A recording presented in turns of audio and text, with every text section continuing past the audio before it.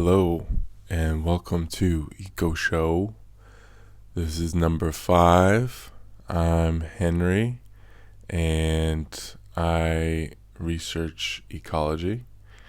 And we're doing this podcast show. We're talking about the latest research and news in ecology. For this podcast, so welcome or welcome back. I talk about different things going on in the world, and the basic sort of structure of the show is that you get a animal of the week at the start of the show. Pretty cool. And then I'll go into some research that's been happening, and then I will wrap up with usually some positive news or something like that, so we can go away feeling good. Today we have got, I believe, 4 papers. 4 papers today, spanning a variety of topics, animals and systems. Should be pretty good. And our animal of the day today is the kookaburra. And the kookaburra is a loan name from the Wiradjuri, which are traditional landholders in Australia, even though I guess Australia wouldn't be the right name. And the original name for kookaburra was Gugubara. And that pronunciation is very likely wrong, but it is a loan name, which is the main important thing there. They can live in the jungle or in the savannah. There should be an image of a kookaburra here, and may even started with a kookaburra sound. So they can live up in the trees in lush green jungle area, or in sort of, we think of savannah as just being in Africa, but this would be Australian savannah. But there also are some kookaburra that are not in the Australian mainland. They're in the kingfisher family, which is a type of bird that looks pretty similar to them. And the kookaburra is the biggest of those big boys. There's 4 different types: a rufous-bellied, a spangled, blue-winged, and laughing kookaburras. And I think it's the spangled one. The colors on that are wild. I had never seen that before. I just thought of this sort of usual brown, tawny, blue-winged kookaburra, but the spangled one looks pretty wild. They're sexually dimorphic, which means that the males look different from the females, and they mate for life. So that's pretty cute. And they only find a new mate usually when their partner passes away, when their mating partner. And something I didn't know, but the whole family rears the young together. So when they have kids, so this mating pair for life, they have kids and they'll help raise the new young each year. They're mostly carnivorous, but they don't actually eat fish. So they're sort of strange in the kingfisher family, because kingfisher are known for eating fish, but kookaburra aren't about that. They're non-pescatarians. Carnivoran non-pescatarians. That's not a real word, but it could be. Maybe today it is. They lay eggs in the springtime, which in Australia would be around September, October. And oh yeah, this is cool. So everyone in the family, so we're talking about how everyone in the family, in the kookaburra crew, helps look after the young, and they help incubate the eggs as well. and they all develop a brood patch, which I hadn't heard of before. But this is a little area sort of on their chest where the feathers go away, so the blood vessels are exposed to keep the, not like bleeding, but are near the surface, and so it keeps the eggs warm, so they get incubating patches. Getting your incubating patch. And they live for about 12 to 15 years, sort of like your average dog. They're not related to dogs, but age-wise, similar to dogs. And this is pretty cool. The population as of 2019, now Australia is massive, but the population of them is estimated at 65 million. I'm not sure what the distribution of that is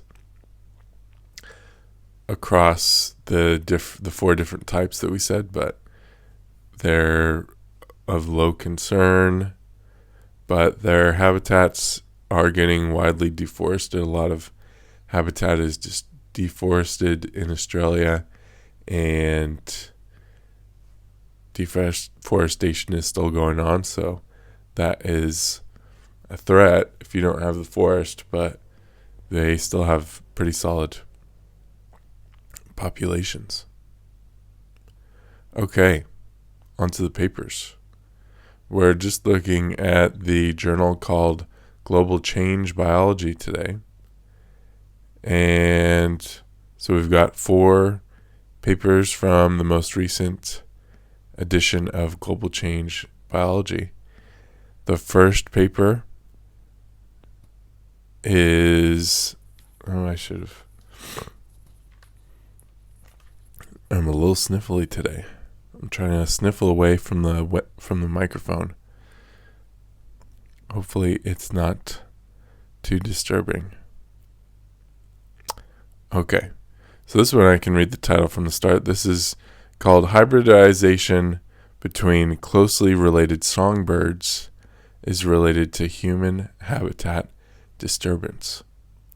So hybridization being mixing between, they're talking about 2 different songbird populations and how human disturbance, which means urbanization,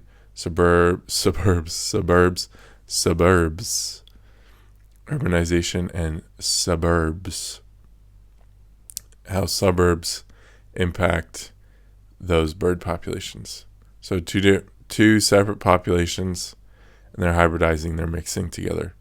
And how they're looking at if urbanization is leading to mixture of 2 bird populations.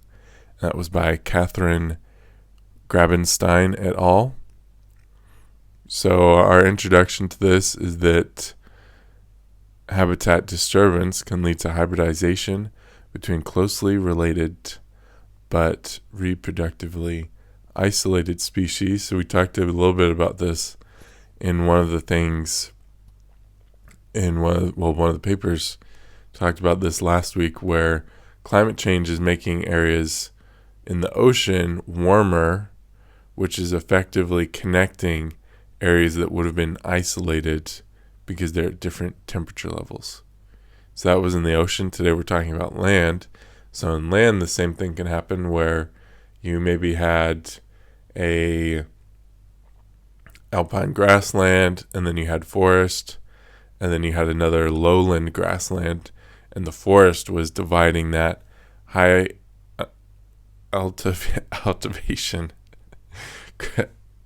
altitude grassland from the low elevation grassland, and then maybe a forest gets deforested and those are connected. So then you have these 2 populations that can be connected together. Okay, so that's our introduction, and the question that they were looking at is if human disturbance, okay, I already said that, is related to the hybridization of 2 closely related songbirds. the black-capped and the black-capped chickadee and the mountain chickadee. Those are two separate things. They're checking to see if hybridization is related to human disturbance. And what they used was mostly genomic data and citizen science data. Citizen science data around birds is usually sightings. So they used genomics to see how, if they were, so they sampled, I believe it was, they genotyped 400 individuals across the ranges of both species, to see how they differed and if they hybridize in relation to human disturbance. So across the whole range of both of these birds, they looked at their genes, and they were looking at if that relates to where there's disturbance. So do the genes between the two mix in areas where there's lots of human influences, like suburbs? And those sorts of disturbances, like we mentioned, include areas of high human population, land use changes like agriculture conversion, and infrastructure like roads. And by comparing these, they found that hybridization was connected to these features. And they looked over the whole landscape to see what in particular about these landscapes may be leading to hybridization. And general ideas about how humans can alter species ranges, not directly related to this one, but in general, is that humans can alter phenology, phenology is the word for seasonal change. So when species think it's time to breed or not breed and things like that. And that can be caused by things like light pollution, like we talked about. Habitat structure can lead certain species to be connected that weren't connected before. Or all of the signals of the urban environment can make it more difficult for species to tell the difference between other closely related species. So if they're used to figuring out who their other people are, well, they're not people, but who their other bird mates are, or for any other species, they may be looking for acoustic signals or sound signals, and the human environment may impact those so that they can't tell as well who they should be mating with. So then they kind of hang around with with other species that are similar, but they can't really necessarily tell the difference, and then you get hybridization going on. Now, they weren't able to test this, but an idea that they had, which was related to where they found these hybrid species to be, was that the suburbs connected these mountain chickadees, which, as you guessed, are more up in the mountains, and black-capped were not so much up in the mountains. But the suburbs create this transitional habitat because there's some trees and things in there between the forest and the habitat of these black-capped chickadees. So then there was overlap. So that's that. There should be some good images of the chickadees there. On to the second of our 4 papers. And we're looking at similar related things to that, we're looking at rapid adaptation in a fast-changing world. Well, this is the title of the paper. Rapid adaptation in a fast-changing world. Emerging insights from insect genomics. Not emerging insects from insight genomics. That wasn't the whole title. The end of the title was me joking there. So the whole title is Rapid Adaptation in a Fast-Changing World, Emerging Insights from Insect Genomics, and that's by Graham McCulloch and Jonathan Watchers. So the question they were asking is, can the biota adapt to anthropogenic climate shifts in general? That's the overarching major question they're looking at. And to answer that, you have to synthesize genomic evidence for rapid insect evolution in response to human pressures. So in order to answer this overall question is, can the biota shift to environmental shifts? They want to look at insects to see, can insects adapt to human pressure? And they noted that data show there's diverse genomic mechanisms underpinning rapid adaptive responses to a variety of anthropogenic selective pressures. So there are mechanisms, they're saying there are mechanisms in the gene system to allow for rapid adaptation. A famous example of this is during the Industrial Revolution in the UK. There was a moth that was mostly white, but then during the Industrial Revolution there's lots of coal and soot and things like that, and it changed to be darker, to blend in with the coal better. So insects have been known to do this. Insects also adapt to pesticides and things like that.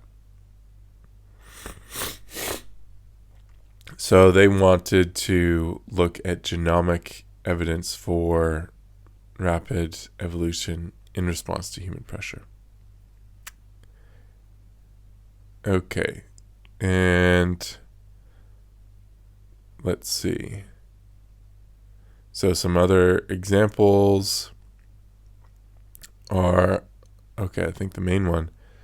So they're looking, so this was a review paper in particular. One of the examples they bring up, they talk about a few other examples of insects that were able to develop changes to environmental pressures or changes. So there's been an aphid that was able to process nicotine, and tobacco is grown in really large areas, and nicotine is a pretty good insecticide, but there's an aphid that adapted the ability to process it, so it could go and munch on it. And this main example here that we have the image of, let me just make it bigger on my screen so I can talk it through. This is talking about how an environmental shift leads to how they tested to see if the environmental shift caused by humans was leading to these changes in the species. So in the top line, we're showing two different species, one winged and one vestigial winged, which just means it has wings but they don't do anything. So in this top row here, we have forest and grassland. You have the vestigial winged species and the full-winged species. The full-winged species is in the forest, and the vestigial winged is in the grassland. And this graph is showing that as you get higher in elevation, you get a higher density of wingless species, in particular for this insect. And so this is sort of the baseline, what usually happens, and the genomic divergence there is just showing that they have different genes, or their genes are separated. And now here in the second example, or in the second row, we're showing what happens when you deforest downwards. So the tree line moves down, and that area is deforested in the middle. And you can look at the graph and you see that the species that are vestigial winged move down, and the winged species, well, they also move down, but the ranges of the vestigial winged move down, and they still stay genomically separated. And here in this bottom example, they show that this whole mountain was forest, and then the top is deforested, and you see that there is now you have a vestigial winged one, but it does not have genomic. So if you look over in the far right bit, it does not have genomic divergence, showing that when that deforestation happened, that vestigial wing thing happened on its own. So basically, they're saying, yes, there are examples of insects adapting to human-induced changes very rapidly. Okay. I got to cruise through the rest of this. I might even skip one.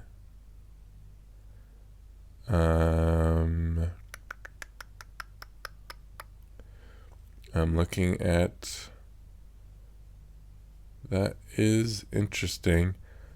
Well, I'm going to change this into a bonus species so I can move through this. But there's an article about benthic foraminifera, which I believe is free to read, so if you want to look it up, you can read it. It's called Global Diversity Patterns of Larger Benthic Foraminifera Under Future Climate Change. And that's by Esther Mina Forderer et al. And particularly I wanted to talk about what foraminifera are. So I'll bring up a image right here.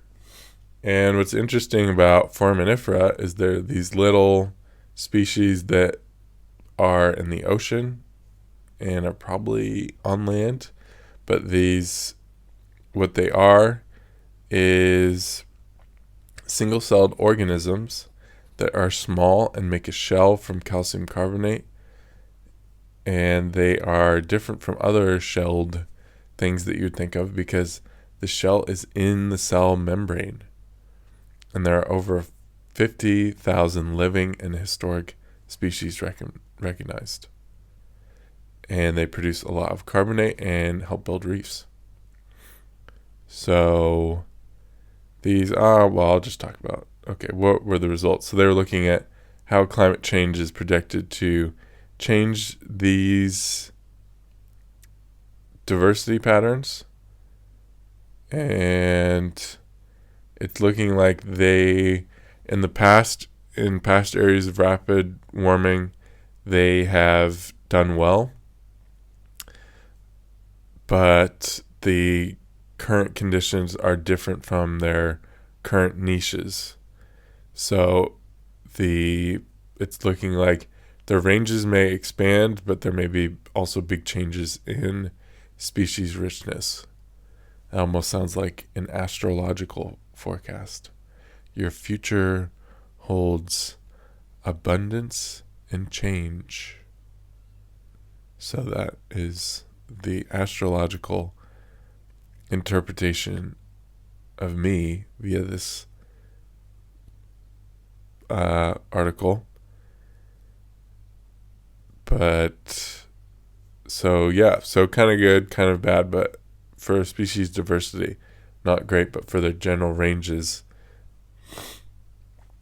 warming oceans can be positive. Okay. Last research article is titled Contrasting Bottom-Up Effects of Warming Ocean on 2 King Penguin Populations. And that's by Emile Poisson-Coureau et al. And the problem that they're looking at is that breeding success of animals is often correlated with climate, but the reasons are often unclear. So we tend to think that climate change is going to be just bad for species, but that might not always be the case. And we've got a little picture of penguins here. Putting my hand up. Put a picture of penguins here. When I edit, it's hard to find where it is I need to put the thing. So I'm going to start putting my hand up. And my hand should now be covered by a penguin. What number am I holding up? You can't tell because it's behind a penguin. Okay. So they were looking at penguin population responses to climate change because they are going out to the sea, eating, and current changes from climate change can really impact how much food they can get and how well they'll survive.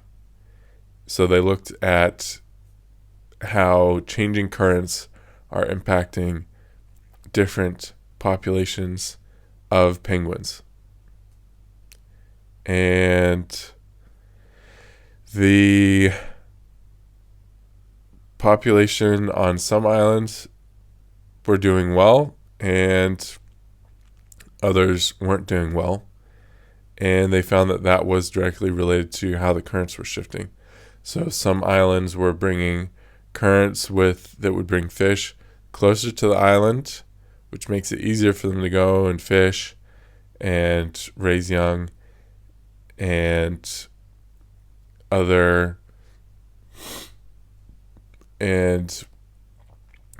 on another island where that current shifted away, they found that the populations did not do as well. And there also was big changes in chick survival, which was not associated with the current. And that is thought of possibly being related to warmer conditions, making it easier for chicks to survive in certain conditions. So, but they noted that you may have some benefits to a point, but if things get too warm and then gets too warm for the things that they're eating, then those may be dying, or it may get too warm for the chicks. So it could be beneficial to a point and then bad. So it's not all good and it's not all bad, but it's definitely very complicated. It's important to understand these mixed responses that could be going on. Okay, and we have a little graph here which is showing, putting another hand. This is for the image for the penguins, showing these responses to temperature changes.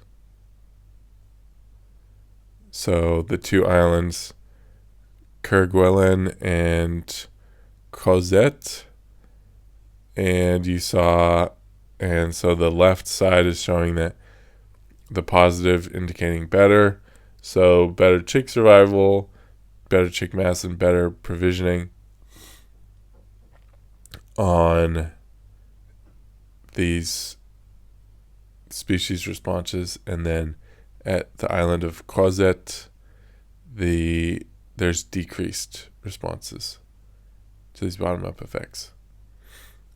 Okay, and our two positive stories are that the Mersey River in the UK, which is close to the port of Liverpool, which is a massive port, saw huge increases in the number of species found there in the past 10 years. And a lot of this is due to upstream conservation efforts. They found sharks, sea scorpions, which sounds pretty awful. I don't know if I want that in my river, but cool for biodiversity. Huge eels, smelt, and cod. So they're finding these in the Mersey River, which goes through Liverpool, and it's looking like it's related to conservation efforts. So cool to see that many species coming back in that area that was considered a pretty biologically dead area because it was this big port that was hugely polluted. And the other positive story is that 2 beavers were introduced back into England, the first in 400 years. And the hope is that they will restore freshwater features that will slow water movement. So when beavers build features in the landscape, water movement slows, and you have possibly less flooding and things like that. I'm sure there's going to be, I don't want to put bad vibes out there, but 400 years seems like a while to not have beavers, which are pretty large mammals. So I hope that goes well. It's super cool. Glad they're trying it. And that is the good news. Those were the two interesting good news things to wrap up today. Thank you for bearing with me. I hope the sniffles and snuffles weren't too bad, and hope you enjoyed. If you think anything is interesting, let me know, and we'll catch you around. Bye.